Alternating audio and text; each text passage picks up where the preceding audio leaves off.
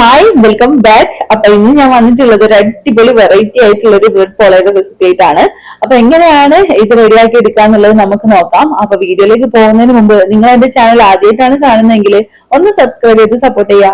തൊട്ടടുത്തുള്ള ബെല്ലൈക്കൻ കൂടെ ഒന്ന് എനേബിൾ ചെയ്ത് കൊടുത്താൽ ഞാൻ ഇടുന്ന വീഡിയോസ് നിങ്ങൾക്ക് അപ്പൊ തന്നെ കിട്ടുന്നതായിരിക്കും. അതുപോലെ നിങ്ങളുടെ ഫ്രണ്ട്സിനും ഫാമിലിക്കും ഒക്കെ ഒന്ന് ഷെയർ ചെയ്ത് കൊടുക്കുക. ഈ വീഡിയോ ഇഷ്ടമാണെങ്കിൽ ഒന്ന് ലൈക്കും കൂടെ ചെയ്തേക്കുക.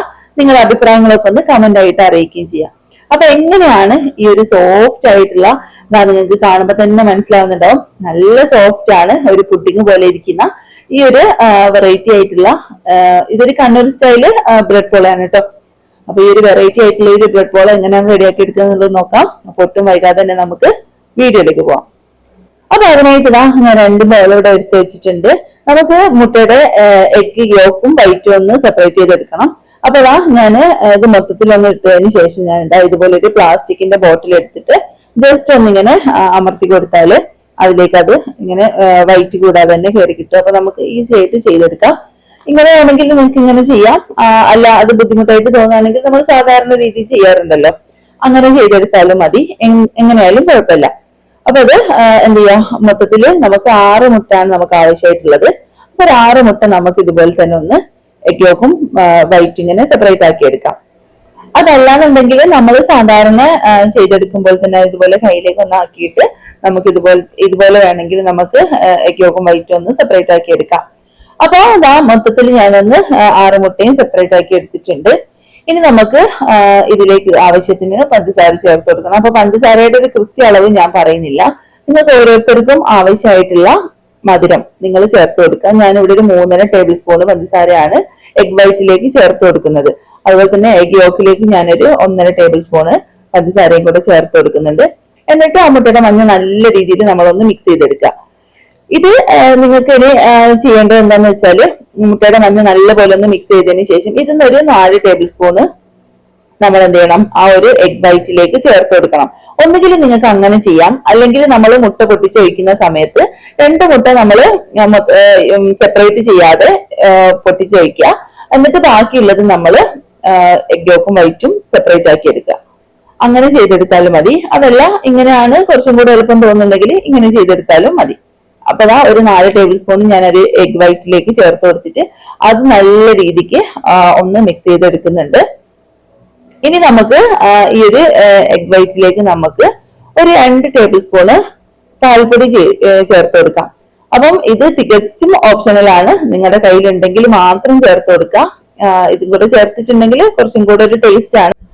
അപ്പോ ഇനി നമുക്ക് ഇതിലേക്ക് ചേർക്കാനുള്ളത് 1 ടീസ്പൂൺ അളവില് വാനില എസൻസ് കൂടെ, നമ്മൾ ആ ഒരു മുട്ടയുടെ സ്മെല്ലൊന്നും ഇല്ലാതിരിക്കാൻ വേണ്ടിയിട്ട് 1 ടീസ്പൂൺ വാനില എസൻസ് കൂടെ ചേർത്ത് കൊടുത്തിട്ട് ജസ്റ്റ് ഒന്ന് മിക്സ് ചെയ്തെടുക്കാം. മൊത്തത്തിൽ ഇതിൽ ആ ഒരു പാൽപ്പൊടി മിക്സ് ആയി വരണമെന്ന് യാതൊരുവിധ നിർബന്ധമില്ല, കാരണം ഇതൊക്കെ നമുക്ക് മിക്സിയിലിട്ടൊന്ന് ബ്ലെൻഡ് ചെയ്തെടുക്കാനുള്ളതാണ്. അപ്പൊ ജസ്റ്റ് ഒന്ന് ഇതുപോലെ ഒന്ന് മിക്സ് ആക്കി എടുക്കാം.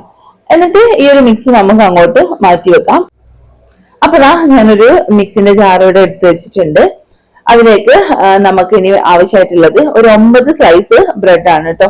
ഇതിപ്പോ ചെറിയ ബ്രെഡ് ആയതുകൊണ്ട് ഞാനൊരു 9 സ്ലൈസ് എടുത്തിട്ടുണ്ട്. ഇനി നിങ്ങളുടെ കയ്യിൽ വലുതാണുള്ളെങ്കിൽ ഒരു 6 എണ്ണമൊക്കെ എടുത്താൽ മതി.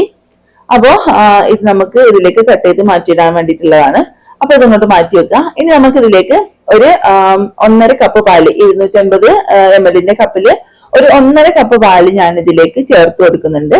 ഇനി നമ്മൾ നേരത്തെ എടുത്തു വെച്ചിട്ടുള്ള ആ ബ്രെഡ് ഉണ്ടല്ലോ, അത് ഇതുപോലെ ഒന്നിങ്ങനെ കട്ടാക്കി ഇതിലേക്ക് ഇട്ട് കൊടുക്കുക. അപ്പൊ മൊത്തത്തിലൊന്ന് കട്ടാക്കി ഇട്ട് കൊടുക്കുക. കുറേശ്ശെ ഇങ്ങനെ കട്ടാക്കി ഇട്ട് കൊടുക്കുന്നതിനനുസരിച്ച് നമ്മൾ അതിലേക്ക് ഇങ്ങനെ സ്പൂൺ വെച്ചൊന്നിങ്ങനെ താഴ്ത്തി കൊടുക്കുക. എന്നിട്ട് ബാക്കിയുള്ളതും കൂടെ ഒന്ന് മൊത്തത്തിലൊന്ന് കട്ടാക്കി എടുക്കുക.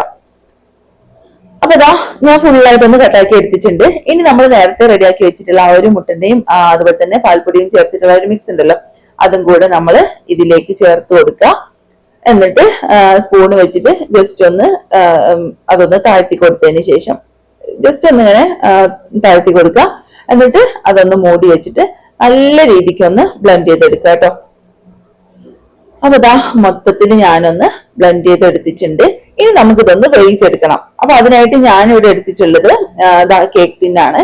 അപ്പോ അത് നന്നായിട്ട് കുറച്ച് പശുനെയ്യൊക്കെ ഒന്ന് തടവി കൊടുത്ത് അതിൽ ബട്ടർ പേപ്പർ ഇട്ടതാണ്. അപ്പൊ അതിലേക്ക് ഇത് ചേർത്ത് മൊത്തത്തിൽ മിക്സ് ഒന്ന് ചേർത്ത് കൊടുക്കുക.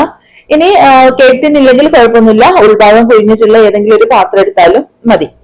അപ്പോ ഇതിന് നന്നായിട്ടൊന്ന് കൊട്ടി കൊടുക്കുക കേട്ടോ. അതിൽ എയർ ബബിൾസ് എങ്ങാനും ഉണ്ടെങ്കിൽ ഒന്ന് പോകാൻ വേണ്ടിയിട്ട് ജസ്റ്റ് ഒന്ന് ഇങ്ങനെ ഒന്ന് ടാപ്പ് ചെയ്ത് കൊടുക്കുക. ഇത് നമുക്കിനി സ്റ്റീം ചെയ്തെടുക്കുകയാണ് നമ്മൾ ചെയ്യുന്നത്. അപ്പം സ്റ്റീമർ ഉണ്ടെങ്കിൽ അത് യൂസ് ചെയ്യാം, അല്ലാന്നുണ്ടെങ്കിൽ ഒരു പാത്രത്തിൽ വെള്ളം എടുത്തിട്ട് അതിലൊരു റിങ് ഇറക്കി വെച്ചിട്ട് അങ്ങനെ ചെയ്തെടുത്താലും മതി. അപ്പൊ ഇതാ ഞാനിതൊരു ഇഡ്ലി തട്ടിൽ വെച്ചിട്ടാണ് റെഡിയാക്കി എടുക്കുന്നത്. അപ്പോ ഇത് ഈ ഒരു കേക്കിന്റെ ആ ഒരു പാത്രത്തിലേക്ക് കറക്റ്റ് ആണ് കേട്ടോ. അപ്പൊ ഇതിന്റെ മുകളിൽ ഒരു മൂടി വെച്ചതിന് ശേഷം നമ്മൾ ഈ ഒരു മൂടി വെക്കുക. അപ്പൊ അത് ആ ഒരു വീഡിയോ ഇതിൽ കുടുങ്ങാതായി പോയതാണ്. അപ്പൊ ഇത് ഇങ്ങനെ തന്നെ ഒരു 15 മിനിറ്റ് വേവിക്കണം. അപ്പൊ കറക്റ്റ് ഒരു 15 മിനിറ്റ് ആയിട്ടുണ്ട്. അപ്പൊ ഞാൻ എന്താ തുറന്നു നോക്കുന്ന സമയത്ത് ഇതുപോലെ ഒരു മൂടി വെക്കണം നാട്ടിൽ ഞാൻ പറഞ്ഞത്. അപ്പൊ ഇത് വെച്ചിട്ടില്ലെങ്കിൽ കറക്റ്റ് ആയിട്ട് നമുക്ക് വെന്ത് കിട്ടൂല. കാരണം ആവി വെള്ളമൊക്കെ അതിലേക്ക് ഉറ്റിയിട്ട് കറക്റ്റ് ആയിട്ടൊന്നും വെന്ത് കിട്ടൂല. അപ്പൊ അതാ ഇതിന്റെ എഗ് വൈറ്റ് ഒക്കെ ഒന്ന് വെന്തിട്ടുണ്ടോ എന്നുള്ളത് നമ്മൾ ജസ്റ്റ് ഒന്ന് ഇങ്ങനെ തൊട്ട് നോക്കുക. അപ്പൊ കറക്റ്റ് ആയിട്ട് വെന്തിട്ടുണ്ട്. മുകൾ ഭാഗമൊക്കെ അടിപൊളിയായിട്ട് തന്നെ വെന്തിട്ടുണ്ട്. അപ്പൊ ഇനി നമ്മൾ നേരത്തെ മാറ്റി വെച്ചിട്ടുള്ള ആ ഒരു എഗ് യോക്ക് ഉണ്ടല്ലോ, ആ എഗ് യോക്ക് നമുക്ക് ഇതിലേക്ക് ചേർത്ത് കൊടുക്കാം കേട്ടോ. നല്ലപോലെ വെന്തെന്ന് ഉറപ്പ് വന്നതിന് ശേഷം മാത്രമേ നമ്മൾ അത് ചേർത്ത് കൊടുക്കാവൂ. അപ്പൊ മൊത്തത്തിൽ ഒന്ന് ചേർത്ത് കൊടുത്തിട്ട് എല്ലാ ഭാഗത്തേക്കും സ്പ്രെഡ് ആകുന്ന രീതിയിൽ ഒരു സ്പൂണ് വെച്ചിട്ട് നമുക്ക് ഇങ്ങനെ ഒന്ന് മൊത്തത്തിലൊന്ന് ചെയ്തെടുക്കാം. അതിനുശേഷം നമ്മൾ വീണ്ടും മൂടി വെച്ചിട്ട് ഒരു 5 മിനിറ്റ്, ഒരു 5-6 മിനിറ്റ് അത്രയും വേണ്ടി വന്നിട്ടുള്ളൂ. അപ്പൊ ഇത് ഞാൻ മൂടി വെച്ച് ഒരു 5-6 മിനിറ്റും കൂടെ ഒന്ന് വേവിച്ചെടുക്കുന്നുണ്ട്. അപ്പോ ഒരു 5-6 മിനിറ്റ് കഴിഞ്ഞതിന് ശേഷം ഞാനൊന്ന് തുറന്നു നോക്കാണ്. അപ്പോ തുറന്നു നോക്കുന്ന സമയത്ത് അടിപൊളിയായിട്ട് തന്നെ വെന്ത് വന്നിട്ടുണ്ട്. നല്ല സൂപ്പർ ആയിട്ടുള്ള ഒരു കളറുമാണ് വന്നിട്ടുള്ളത് അല്ലെ. ഒരു നിങ്ങൾക്ക് കാണുമ്പോൾ തന്നെ മനസ്സിലാവുന്നുണ്ടാവും, നല്ലൊരു യെല്ലോ കളറ്. അപ്പം അതിന്റെ മുകൾ ഭാഗവും നല്ല അടിപൊളിയായിട്ട് തന്നെ വെന്ത് വന്നിട്ടുണ്ട്. ഇനി നമുക്ക് ജസ്റ്റ് ഒന്ന് ലൈറ്റ് പോയതാണ് കേട്ടോ. അപ്പൊ ഞാനിത് അതിന്ന് ഒന്ന് എടുത്ത് മാറ്റുന്നുണ്ട്. അപ്പൊ ഇത് നന്നായിട്ട് ചൂട് തണയണം. റൂം ടെമ്പറേച്ചറിലായതിനു ശേഷം ഞാൻ ഒരു 1/4 മണിക്കൂറോളം ഞാൻ ഫ്രിഡ്ജിൽ വെച്ചിട്ടുണ്ട്. അപ്പൊ നിങ്ങൾക്ക് സമയം ഉണ്ടെങ്കിൽ അങ്ങനെ ചെയ്തെടുക്കുക. ഇല്ലെങ്കിൽ റൂം ടെമ്പറേച്ചറിലായതിനു ശേഷം മാത്രമേ നമ്മൾ ഇത് കട്ട് ചെയ്ത് എടുക്കാൻ പാടുള്ളൂ. അപ്പൊ ജസ്റ്റ് ഒന്ന് ഇങ്ങനെ തട്ടി കൊടുക്കുന്ന സമയം തന്നെ അതിൽ ഇങ്ങനെ വിട്ട് വരാൻ വേണ്ടിയിട്ട് തുടങ്ങും. അപ്പൊ നമുക്ക് ഇതൊന്ന് ഡിമോൾഡ് ചെയ്തെടുക്കാം. ഞാനൊരു പ്ലേറ്റ് വെച്ചിട്ട് ഇതൊന്നിങ്ങനെ ഡിമോൾഡ് ചെയ്തെടുക്കുന്നുണ്ട്. അപ്പൊ നമ്മുടെ സൂപ്പർ ടേസ്റ്റി ആയിട്ടുള്ള അടിപൊളിയായിട്ടുള്ള നമ്മുടെ കണ്ണൂർ സ്പെഷ്യൽ ആയിട്ടുള്ള ഈ ഒരു ബ്രെഡ് പുഡിംഗ് ഇവിടെ റെഡി ആയിട്ടുണ്ട്. കാണാൻ നല്ല ഭംഗിയുണ്ട് അല്ലെ. അടിഭാഗമൊക്കെ നല്ല വൈറ്റ് കളറിലും അതുപോലെ തന്നെ മുകൾ ഭാഗം നല്ല യെല്ലോ കളറിലും ആയിട്ട്. അപ്പൊ ഇനി നമുക്കൊരു കത്തി വെച്ചിട്ട് ഒന്ന് കട്ടാക്കി എടുക്കാം. അപ്പൊ ഈ ഒരു സമയമാണ് ഞാൻ പറഞ്ഞത്, ഇങ്ങനെ നമ്മൾ ചൂട് തണയാതെ നമ്മൾ കട്ടാക്കി എടുത്തിട്ടുണ്ടെങ്കിൽ എന്തായാലും പൊട്ടിപ്പോവാനുള്ള ചാൻസ് ഉണ്ട്. അപ്പൊ അതുകൊണ്ട് നല്ലപോലെ ചൂട് തണഞ്ഞതിന് ശേഷം മാത്രം നമ്മൾ സമയം ഉണ്ടെങ്കിൽ ഒരു 1/4 മണിക്കൂറോളം ഫ്രിഡ്ജിൽ വെച്ചിട്ട് നമ്മൾ കട്ടാക്കി എടുക്കുകയാണെങ്കിൽ സൂപ്പറായിട്ട് നമുക്ക് കട്ടാക്കി എടുക്കാൻ വേണ്ടിയിട്ട് കിട്ടും. അപ്പൊ നല്ല അടിപൊളി ടേസ്റ്റി ആയിട്ടുള്ള നമ്മുടെ ഈ ഒരു ബ്രെഡ് പോൾ നല്ല അടിപൊളി വന്നിട്ടുണ്ട്. അപ്പോ ഉൾഭാഗമൊക്കെ നല്ല രീതിക്ക് തന്നെ വെന്ത് കിട്ടിയിട്ടുണ്ട്. അപ്പൊ നിങ്ങൾ എല്ലാവരും ഇതൊന്ന് ട്രൈ ചെയ്ത് നോക്കണം കേട്ടോ. ഇടയ്ക്കൊക്കെ മക്കൾക്കൊക്കെ ഈവനിങ്ങിലും അതുപോലെ തന്നെ നമുക്ക് ഇഫ്താറിന് റെഡിയാക്കാം, നമുക്ക് എന്തെങ്കിലും പാർട്ടികളിലൊക്കെ റെഡിയാക്കി എടുക്കാം. അതിനൊക്കെ പറ്റിയിട്ടുള്ള ഒരു അടിപൊളി ഐറ്റാണ് ഈ ഒരു ബ്രെഡ് പോളാന്ന് പറയുന്നത്. ആരും ഒരു ബ്രെഡ് വെച്ചിട്ടുള്ളതാണെന്ന് നമുക്ക് തോന്നുകയില്ല. നല്ലൊരു പുഡിംഗ് ആണെന്നൊക്കെ, ഒരു വെറൈറ്റി പുഡിംഗ് പോലെയൊക്കെ ഇരിക്കും ഇത് കാണാൻ വേണ്ടിയിട്ട്. അപ്പൊ നിങ്ങൾക്ക് കാണുമ്പോൾ തന്നെ മനസ്സിലാവുന്നുണ്ടാവും അല്ലെ, നല്ല സോഫ്റ്റ് ആണ്. അപ്പോ എന്തായാലും ഒന്ന് റെഡി ആക്കിയിട്ട് നിങ്ങൾ നിങ്ങളുടെ ഫീഡ്ബാക്ക് ഒക്കെ ഒന്ന് അറിയിക്കുക. തീർച്ചയായിട്ടും നിങ്ങൾക്കും കുട്ടികൾക്കും വലിയവർക്കും ഒക്കെ ഒരുപോലെ ഇഷ്ടാവുന്ന ഒരു സൂപ്പർ പുഡിംഗ് ആണ്. അപ്പോ നമുക്ക് പുതിയൊരു വീഡിയോ ആയിട്ട് ഇൻഷാ അല്ലാഹ് വീണ്ടും കാണാം. അതുവരേക്കും ബൈ.